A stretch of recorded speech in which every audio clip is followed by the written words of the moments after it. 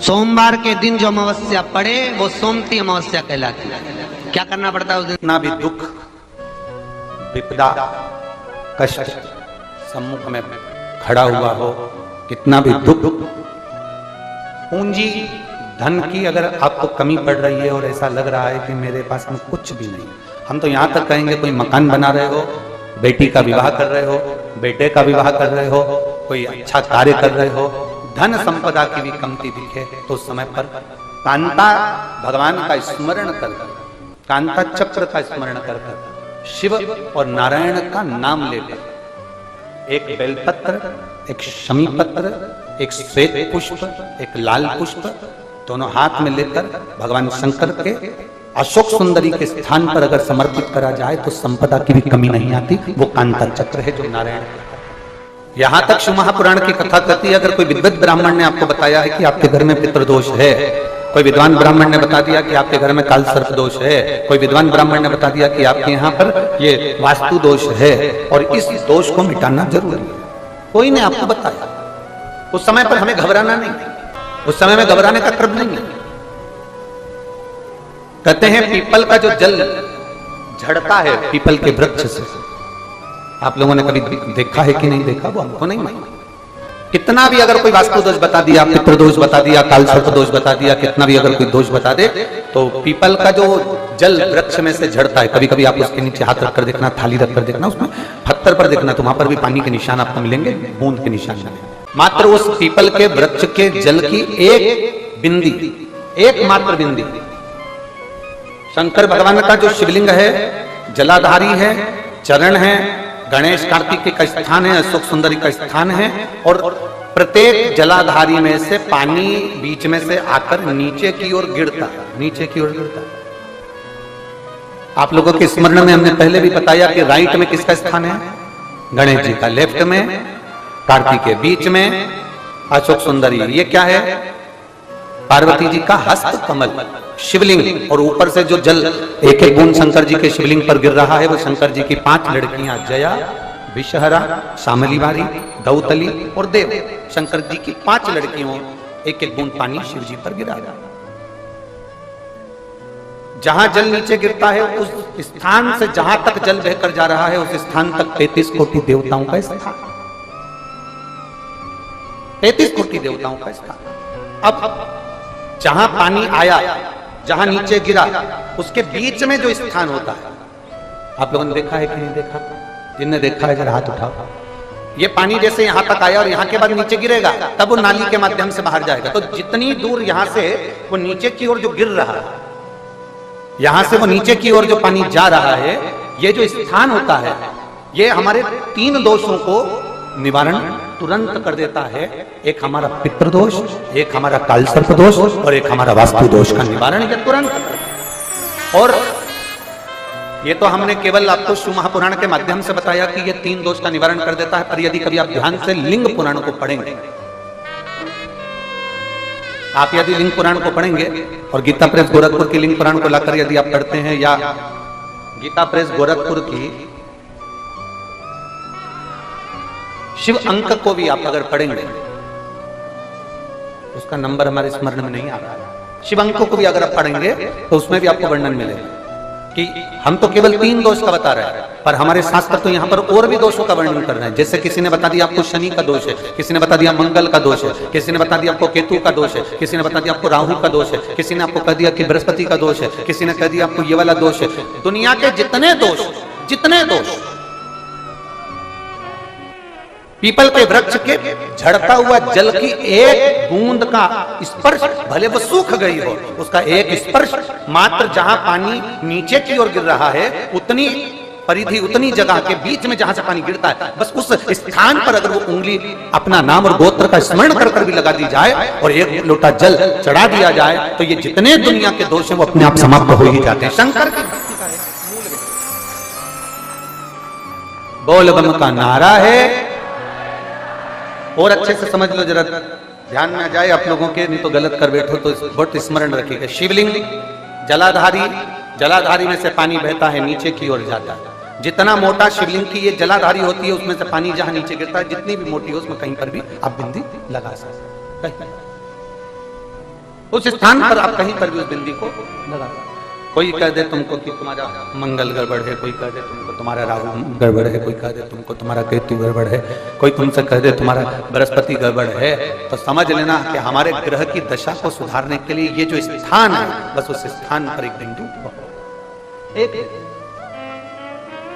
अब आज के जमाने में आपने देखा होगा, जब से आप शंकर जी को जल चढ़ाना प्रारंभ करें, जब से आपने शिव महापुराण की कथा सुनना प्रारंभ करी, तब से आपने सुना होगा कि कोई भी अब ज्यादा आपको सुनने को नहीं मिलता कि वास्तु दोष हो गया, कि पितृदोष हो गया, कि कालसर्प दोष हो गया। इसके पहले का जो समय था, उस समय किसी को भी पत्रिका दिखाओ, किसी के पास भी जाओ, वास्तु दोष, कालसर्प दोष, पितृदोष, ये सारे दोष चलते रहते थे। पर तुमने जो एक लोटा जल शंकर भगवान को समर्पित करा, तुम्हारा चढ़ा हुआ जल उसी स्थान से नीचे गिर रहा है जहां हमने बिंदी लगाने का बताया, वहां से नीचे गिर रहा है, तो तुम्हारा दोष जल चढ़ाते चढ़ाते अपने आप वो दोष समाप्त होता चलेगा।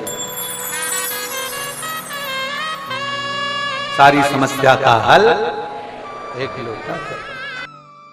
आपके घर में पितृदोष है, आपको ऐसा महसूस होता है, आपको लगता है,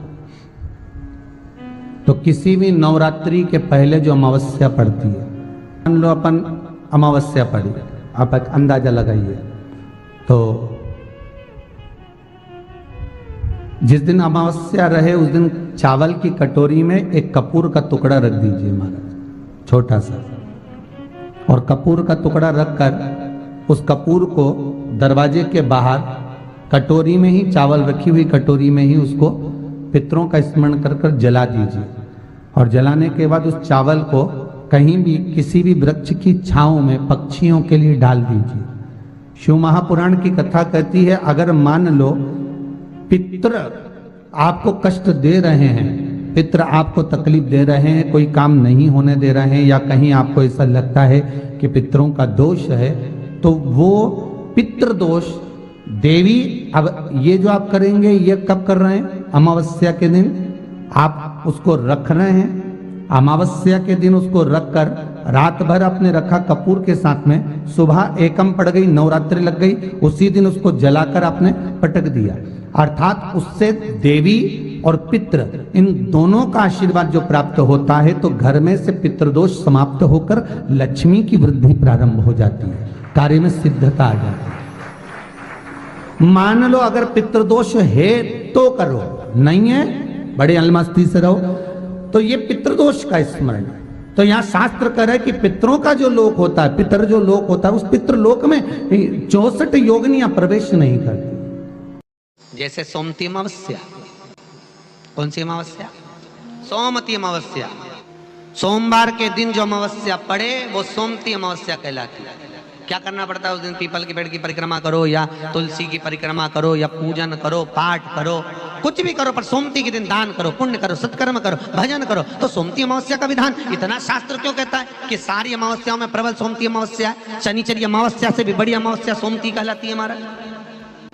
तो कहा उस दिन सारे जितने भी ग्रह हैं, जितने भी ग्रह, सारे ग्रह चंद्रदेव के साथ मिलकर भगवान शंकर की आराधना में डूबते हैं, और भगवान शंकर की आराधना में डूबते हैं तो उस दिन जो किया हुआ दान पुण्य सत्कर्म है वो हमारे, आप लोगों को मालूम होगा, पितरों की 3 गतियां, पितर, आहुत, वासुक। कितने? 3। गर्भ में जो चले गया आहुत है, कुमारी अवस्था में गया जिसकी शादी नहीं हुई, आहुत। पितर अधोगति में अचानक बहुत सारी तमन्ना थी, बहुत कुछ करना चाहता था और अचानक चले गया, मर गया, पितर गिनती में आ गया। वासुक जो एक्सीडेंट आदि, खांसी, सुसाइड, वासुक। 3 शास्त्र कहता है सोमती अमावस्या के दिन ये तीनों आहुत, पितर, वासुक, जहां पर घर की कुल की माता पीपल की परिक्रमा करती है, या तुलसी की परिक्रमा करती है, या पूजन करती है, या दान करती है सोमती अमावस्या के दिन, तो ये तीनों को उसका भाग प्राप्त हो जाता है और तीनों तर जाते हैं। फिर उनको पिंड की जरूरत नहीं पड़ती महाराज, उनको तर्पण की जरूरत नहीं पड़ती। इसलिए सोमती अमावस्या का क्रम हमारे हिंदू धर्म में ज्यादा वर्णित किया गया। एक बेल का फल लीजिए, क्या लेना है? बेल का फल, बेलपत्री का जो फल होता है उसको ले लो, उसके अंदर का जो गुर्दा होता है, अंदर का जो भाग होता है, उसको निकाल लीजिए और उस बेल के फल में आटा सेक कर उसमें शक्कर मिलाकर उसको के अंदर भर लीजिए। अमावस्या के दिन सुबह 10 बजे से पहले उस बेल फल में जिसमें तुमने पंजेरी भरी है, आटा सेक कर भरा है शक्कर के साथ में, उसको अपने घर में घुमाने के बाद में जिसको कालसर्प दोष बताया है, पितृदोष बताया है या वास्तु दोष का स्मरण बताया है, घर में सब दूर घुमाकर अपने परिवार का हाथ का स्पर्श कराकर पीपल के पेड़ के नीचे तक खड्डा खोदकर उस बेलपत्र के उस फल को दाब दीजिए। महाराज केवल एक अमावस्या करना रहता है, पितरों के दोष से मुक्ति मिलती है और हमारे घर के कार्य सफल होना प्रारंभ हो जाते हैं। कार्य की सफलता होती है, कार्य में सफलता प्राप्त होने लगती है। हम तो कई बार कहते हैं महाराज जी, अगर ऐसा लगे किसी औषधि को आप ले रहे हैं, मालूम पड़े कि औषधि आपको लग नहीं रही है, शिव महापुराण की कथा करेंगे, मान लो औषधि आपको नहीं लग रही, आपने औषधि बहुत दिनों से ले रहे हो, कोई दवाई, मान लो आप किसी भी दवाई को ग्रहण कर रहे हैं और वो औषधि लगी नहीं रही है, वो शरीर को लगी नहीं पा रही और आप ठीक ही नहीं हो पा रहे, 15 दिन हो गए, 8 दिन हो गए, बताओ, उतना की उतना ही कैटरीना है, उतना ही उतना अपना भरा हुआ, वही की वही लीवर, वही की वही किडनी, वही की वही स्मरण, सभी कुछ वही वही है, उतने की उतना ही। बीपी भी ऊंचा नीचा चल रहा है पर लेवल में नहीं आ रहा, शुगर भी लेवल में नहीं आ रही, तो प्रयास करा करो महाराज, बेलपत्री के फल का जो गुर्दा है, अंदर का जो भाग है फल का, उसको पानी में गला लीजिए और प्रदोष कम से कम प्रदोष नहीं हो और बीमारी जरा दवाई लगी नहीं रही हो तो बिना प्रदोष के भी कर सकते हो, उसको पानी में गलाइए, आधा घंटा पानी में, जैसे आपको सुबह मंदिर जाना है 10 बजे, तो सुबह स्नान कर कम से कम 6:30-7 बजे उसको पानी में गला दीजिए और उस बेले के फल का गुर्दा से गला हुआ पानी शिव जी को ले जाकर समर्पित कर दीजिए। महाराज उस पानी में से थोड़ा सा 1 चम्मच पानी शिव जी पे चढ़ा हुआ लेकर आ जाइए। उस पानी को जो बीमार व्यक्ति है उसको औषधि देने से पहले मात्र आधी चम्मच से भी आधा चम्मच उसको दे दीजिए। भगवान शंकर का श्री शिवाय नमस्तुभ्यम का जाप कर उस पानी को देने के बाद अगर आप औषधि देंगे तो ये पक्का है कि औषधि अपना कार्य करना प्रारंभ कर देगी और वो स्वस्थ होना प्रारंभ हो जाएगी। क्या करना पड़ता है उस दिन? पीपल के पेड़ की परिक्रमा करो या तुलसी की परिक्रमा करो या पूजन करो, पाठ करो, कुछ भी करो, पर सोमती के दिन दान करो, पुण्य करो, सत्कर्म करो, भजन करो। तो सोमती अमावस्या का विधान इतना शास्त्र क्यों कहता है कि सारी अमावस्याओं में प्रबल सोमती अमावस्या, शनिचरी अमावस्या से भी बड़ी अमावस्या सोमती कहलाती है। हमारा जितने भी ग्रह, सारे ग्रह चंद्रदेव के साथ मिलकर भगवान शंकर की आराधना में डूबते हैं और भगवान शंकर की आराधना में डूबते हैं तो उस दिन जो किया हुआ दान पुण्य सत्कर्म है वो हमारे, आप लोगों को मालूम होगा, पितरों की 3 गतियां, पितर, आहुत, वासुक, कितने? 3। गर्भ में जो चले गया आहुत है, कुंवारी अवस्था में गया जिसकी शादी नहीं हुई, आहुत। पितर अधोगति में अचानक बहुत सारी तमन्ना थी, बहुत कुछ करना चाहता था और अचानक चले गया, मर गया, पितर गिनती है। जो एक्सीडेंट आदि, खांसी, सुसाइड, बस 3। शास्त्र कहता है सोमती अमावस्या के दिन ये तीनों आहुत, पितर, वासुक, जहां पर घर की कुल की माता पीपल की परिक्रमा करती है या तुलसी की परिक्रमा करती है या पूजन करती है या दान करती है सोमती अमावस्या के दिन, तो ये तीनों को उसका भाग प्राप्त हो जाता है और तीनों तर जाते हैं। फिर उनको पिंड की जरूरत नहीं पड़ती महाराज, उनको तर्पण की जरूरत नहीं पड़ती। इसलिए सोमती अमावस्या का क्रम हमारे हिंदू धर्म में ज्यादा बढ़ विश्वास कहता है अमावस्या के दिन और श्राद्ध पक्ष की अमावस्या के दिन जो नदी, तालाब, बावड़ी, कुआं किसी भी एक जगह पर अपने पूर्वजों का नाम लेकर शाम के समय पर दिया लगाएगा, ये मेरा विश्वास कहता है उसके लिए कुबेर भंडारी भंडार जरूर बनेगा, पितृ भंडार जरूर बनेंगे, ये निश्चित। इस पीपल के वृक्ष के नीचे जो शनिवार को दिया लगाएगा वो लक्ष्मी और नारायण को अपने घर ले जाएगा। इसलिए शनिवार के दिन पीपल के वृक्ष के नीचे दिया का प्रमाण है महाराज। और सुन दरिद्रता देवी, तेरे पेड़ के नीचे जो खाली हाथ आएगा तू उसके घर में प्रवेश करेगी और जो भरे हाथ से मतलब पानी का लोटा ले जाओ, कंकु ले जाओ, चावल ले जाओ, रोली ले जाओ, कुछ भी, जरा सी शक्कर ले जाओ, गुड़ ले जाओ, आटा ले जाओ, और पीपल के पेड़ के नीचे कभी खाली हाथ मत जाओ। अगर तू खाली हाथ कोई आया तो तू उसके घर में प्रवेश कर। बड़ का पेड़ पितरों का प्रतीक होता है, बेलपत्री का पेड़ भी पितरों का प्रतीक होता है, क्योंकि ये पितरों के वंश से जो पार्वती मैया का प्रागट्य भाव वर्णन किया। पीपल का वृक्ष पितरों का प्रतीक होता है। श्राद्ध पक्ष में महाराज पीपल के पेड़ के नीचे मात्र काली तिल्ली का पानी ही डाल देने से पितृदोष का निवारण हो जाता है। किसी लड़के की लड़की की विवाह शादी नहीं हो रहा हो, मंगल विवाह नहीं हो रहा हो, पानी के लोटे में थोड़ा सा काला तिल डालकर श्राद्ध पक्ष में पीपल के पेड़ के नीचे चढ़वा दीजिए। महाराज पितरों की शांति होती है, घर में मंगल कार्य होता है, मंगल कार्य हो जाता है, पितृदोष का निवारण होता है। ऐसा लग रहा है कि बहुत बड़ी बीमारी शरीर में आ गई है, वो मिट नहीं रही, बीमारी बहुत बड़ी है, नहीं जा रही। सरसों का फूल भगवान शंकर को चढ़ाना प्रारंभ कर। सरसों तो आप अपने घर के अंदर भी बो सकते हो, उसमें पीला फूल आ ही जाता है, शिव जी को चढ़ाना चालू कर दो, बीमारी समाप्त होना प्रारंभ। बेल का फल, बेलपत्री का जो फल होता है उसको ले लो, उसके अंदर का जो गुर्दा होता है, अंदर का जो भाग होता है उसको निकाल लीजिए और उस बेल के फल में आटा सेक कर उसमें शक्कर मिलाकर उसको के अंदर भर लीजिए।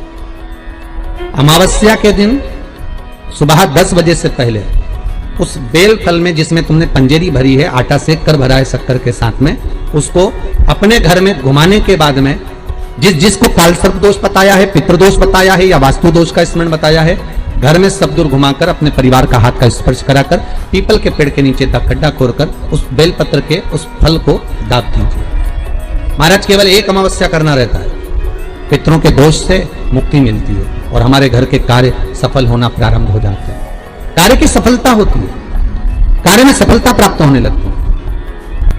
हम तो कई बार कहते हैं महाराज जी, अगर ऐसा लगे किसी औषधि को आप ले रहे हैं, मालूम पड़े कि औषधि आपको लग नहीं रही है, शिव महापुराण की कथा करेंगे, मान लो औषधि आपको नहीं लग रही, आपने औषधि बहुत दिनों से ले रहे हो, कोई दवाई, मान लो आप किसी भी दवाई को ग्रहण कर रहे हैं और वो औषधि लगी नहीं रही है, वो शरीर को लगी नहीं पा रही और आप ठीक ही नहीं हो पा रहे, 15 दिन हो गए, 8 दिन हो गए, बताओ, उतना की उतना ही कैटरीना है, उतना ही उतना अपना भरा हुआ, वही की वही लीवर, वही की वही किडनी, वही की वही स्मरण, सभी कुछ वही वही है, उतना की उतना ही। बीपी भी ऊंचा नीचा चल रहा है पर लेवल में नहीं आ रहा, शुगर भी लेवल में नहीं आ रही, तो प्रयास करा करो महाराज, बेलपत्री के फल का जो गुर्दा है, अंदर का जो भाग है फल का, उसको पानी में गला लीजिए और प्रदोष कम से कम प्रदोष नहीं हो और बीमारी जरा दवाई लगी नहीं रही हो तो बिना प्रदोष के भी कर सकते हो, उसको पानी में गलाइए।